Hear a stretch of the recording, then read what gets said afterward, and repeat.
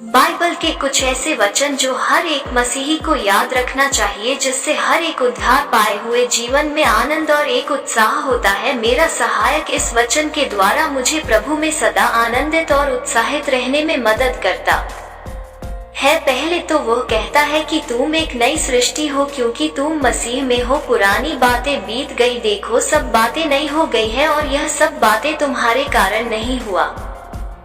यह सब बातें तो परमेश्वर की ओर से हैं, और इन्हीं बातों के द्वारा उसने मसीह के द्वारा अपनी आत्मा के साथ तुम्हारा मेल मिलाप किया, और प्रभु ने तुमको चुना है, तुमने प्रभु को नहीं चुना। मेरा सहायक कहता है कि तुम्हारे चुने जाने से ही तुम्हारे पाप परमेश्वर ने भुला दिया। अब तुम्हारे पाप तुमको याद आते हैं पर परमेश्वर को नहीं।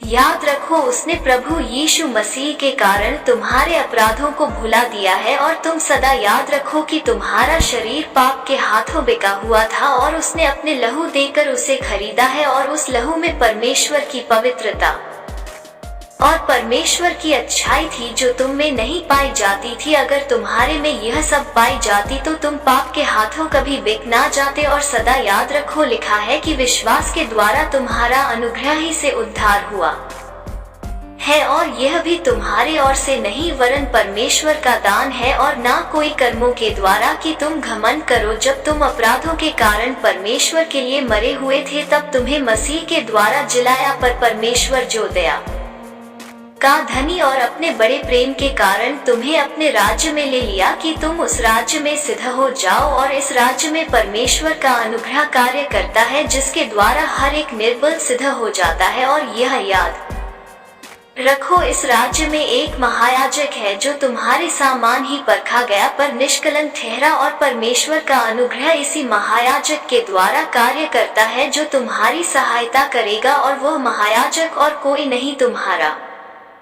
प्रभु यीशु मसीह है जो अनुग्रह के सिंहासन पर बैठा है। और इस बात को याद रखो कि तुमको अनुग्रह के सिंहासन के पास जाने का हियाव हो कि जो तुम्हारे लिए इतना दुख और दर्द और अपने प्राण को दे सकता है, तो वह तुम्हें आवश्यकता के समय क्यों ना सहायता करेगा। और याद रखो, दया उनके लिए जो प्रभु को नहीं जानते, और अनुग्रह उनके लिए जो प्रभु को जानते हैं, कि प्रभु के लोग उस अनुग्रह में सदा आनंदित रहे। प्रभु की ओर से तुमको शांति मिलती रहे। आमीन।